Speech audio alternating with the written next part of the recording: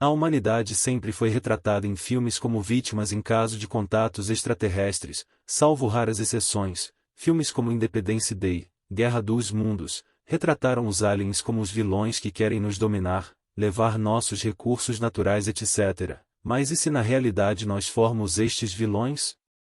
Uma teoria recente, do professor Dirk Suzy-Marcus da Universidade Técnica de Berlim, sugere que Marte poderia ter micro-organismos vivos, mas que foram destruídos por um experimento realizado pela sonda Viking em 1976, onde foi adicionado água ao experimento para estimular a geração de gás, pode ter sido fatal para os micro-organismos marcianos. A teoria teria como base a análise de espécies terrestres que vivem em condições extremas, e se expostas à água, o resultado poderia ser fatal, ou seja, podemos ter destruído uma provável vida microbiana em Marte antes mesmo de as descobrirmos. Então pergunto de novo, e se nós formos os vilões? Sempre tivemos medo de contatos com civilizações extraterrestres teoricamente mais avançadas do que nós, mas o que aconteceria se conseguíssemos descobrir alguma civilização em um estágio muito atrás do nosso? Podemos usar um exemplo. E se descobríssemos uma civilização que viva como os povos viviam há 2000 anos atrás? Será que as respeitaríamos como seres vivos?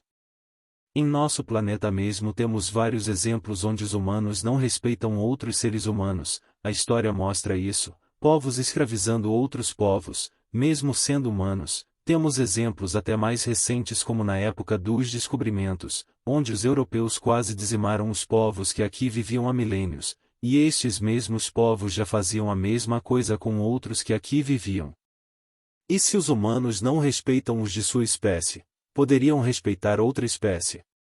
Ainda hoje se estuda o porquê dos neandertais terem sido extintos. Alguns supõem que a competição dos humanos por comida e abrigo, ou a evolução que selecionou por características humanas mais bem-sucedidas, contribuiu para a extinção dos neandertais. Outros pensam que porque os neandertais viviam em grupos tão pequenos, eles simplesmente terminaram em menor número do que os humanos, e sendo minoria, poderiam serem dominados. Os pesquisadores Policarpo Ortola e Benvenido Martínez Navarro da Universitat Rovira e Virgili de Tarragona, na Espanha, publicaram algumas hipóteses interessantes na edição de maio da revista Quaternary International. Exceto em sua nativa África, em outros continentes, o Homo sapiens pode ser considerado como uma espécie exótica invasora, disseram eles. Hoje há casos intermináveis de espécies invasoras dizimando espécies nativas em todo o mundo. Então, talvez no final do Pleistoceno, foi o mesmo quando os seres humanos se espalharam para a Europa e Ásia, onde o Homo neanderthalensis era apenas mais um grande mamífero de reprodução lenta. Nós pensamos que os seres humanos modernos, que ocuparam os mesmos nichos ecológicos com os neandertais, mas com a tecnologia mais evoluída, em sua colonização dos novos territórios europeus competiram diretamente com os neandertais para alimentos e outros recursos naturais, escreve Martínez Navarro, em uma resposta enviada para Discovery News.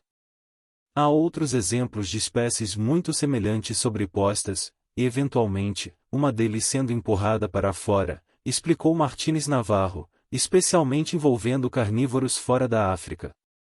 As espécies africanas de tigre de dentes de sabre, por exemplo, se espalhou para a Eurásia cerca de 1,8 milhões de anos atrás e levou ao desaparecimento de uma espécie muito estreitamente relacionada lá.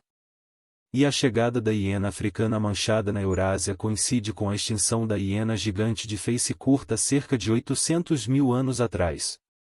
Claro, isto é apenas sugestivo, e não há provas concretas de que os Homo sapiens seguiram o mesmo padrão de outros predadores africanos. A única maneira de testar é encontrar evidências diretas de marcas alimentares humanos modernos sobre restos de neandertais, como cortes ou marcas, de quebra em ossos em artefatos feitos por seres humanos modernos, explicou Martínez Navarro.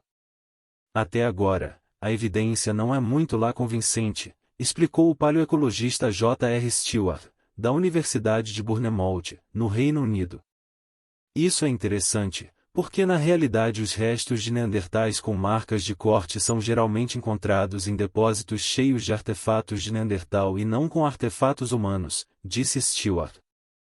Isto sugere que eles foram comidos pelos Neandertais. Isso não desmente a hipótese de qualquer um, isso apenas significa que vamos ter de ver se alguma evidência é encontrada para apoiá-la.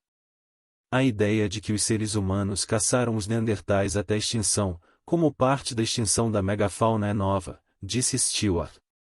Não é que os seres humanos mataram todos em um genocídio, o que já foi sugerido. E, apesar de Stewart não estar considerando a nova hipótese improvável, ele concordou que todas as hipóteses precisam ser expressas e consideradas. Saltando no tempo, não podemos esquecer de algumas páginas vergonhosas da história, como os zoológicos humanos. Um dos casos mais famosos e tristes foi do congolês Otto Benga. Em 1906 ele foi colocado em uma jaula junto a um orangotango, no zoológico de Nova York, onde era exibido como uma espécie de elo perdido. Em seu triste fim, Otto tirou a própria vida em 1916. Talvez este medo de alguns com um possível contato com alguma civilização extraterrestre seja pelo fato de termos medo que eles nos tratem como nós mesmos tratamos outras espécies humanas ou não, e em muitos casos os da própria espécie. Deixem suas opiniões, deixem seus comentários, e se inscrevam no canal, ajude-nos a trazer mais temas e curiosidades deste nosso mundo, e quem sabe de outros também.